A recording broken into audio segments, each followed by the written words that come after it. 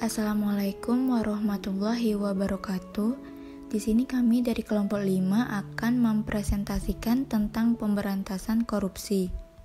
Pokok bahasan terdiri dari konsep pemberantasan korupsi, strategi pemberantasan korupsi, dan upaya pencegahan korupsi.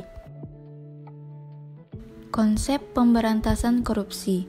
Strategi anti korupsi selalu perlu dikaitkan dengan karakteristik aktor yang terlibat dan lingkungan tempat mereka beroperasi.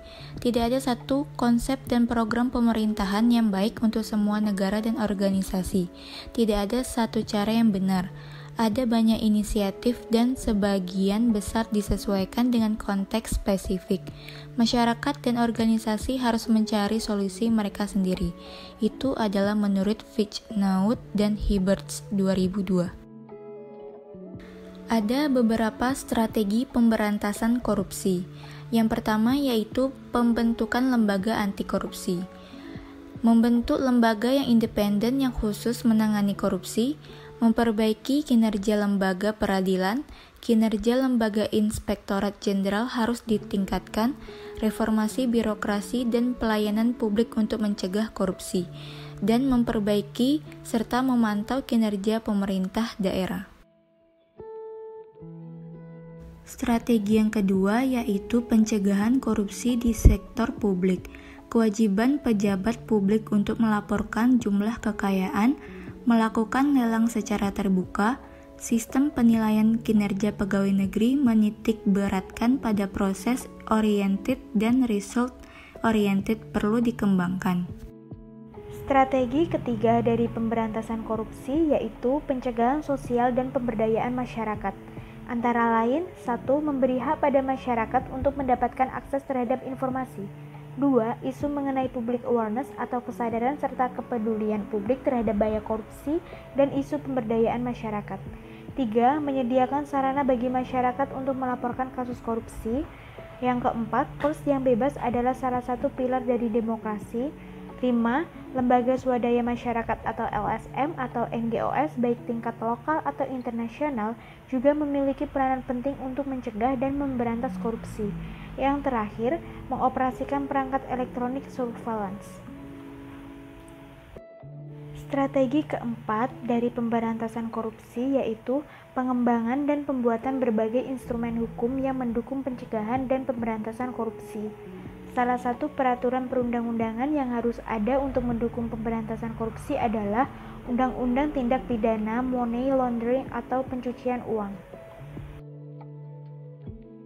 Strategi kelima adalah monitoring dan evaluasi, yaitu untuk strategi atau program yang sukses sebaiknya dilanjutkan, untuk yang gagal harus dicari penyebabnya. Strategi keenam dari pemberantasan korupsi yaitu kerjasama internasional. Strategi pemberantasan tindak pidana korupsi di Indonesia melalui pendekatan politik hukum.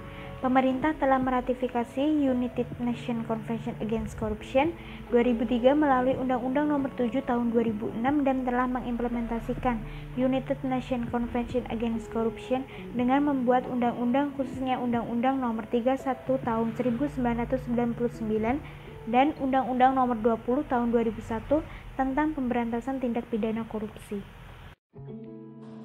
Upaya pencegahan korupsi.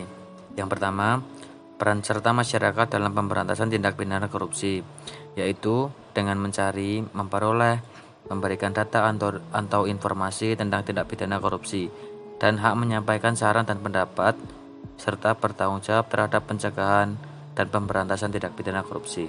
Yang kedua, perhatian pemerintah terhadap peran serta masyarakat dalam upaya pemberantasan korupsi, yaitu perlu diadakan berupa pemberian penghargaan kepada masyarakat yang berjasa terhadap upaya pencegahan dan pemberantasan tindak pidana korupsi berupa piagam atau premi. Yang ketiga yaitu Peraturan Pemerintah Republik Indonesia Nomor 71 Tahun 2000 tentang tata cara pelaksanaan peran serta masyarakat dan pemberian penghargaan dalam pencegahan dan pemberantasan tindak pidana korupsi, diatur dan disebutkan dalam bab 3 peraturannya yaitu pasal 7 ayat 1, pasal 8, pasal 9, pasal 10 ayat 1, dan pasal 11 ayat 1. Kemudian strategi kebudayaan sebagai model pencegahan dan pemberantasan korupsi melalui yang pertama, pembiasaan dan penciptaan perilaku. Yang kedua, internalisasi pendidikan. Yang ketiga, komitmen bersama dalam ikatan kelompok. Yang selanjutnya, menginisiasikan dua hal kegiatan yakni satu, teknologisasi kebudayaan atau strategi memaksa. Yang kedua, rekayasa kebudayaan atau strategi mendorong. Jadi cukup sekian dari penjelasan kita tentang pemberantasan korupsi. Saya ucapkan terima kasih. Wassalamualaikum warahmatullahi wabarakatuh.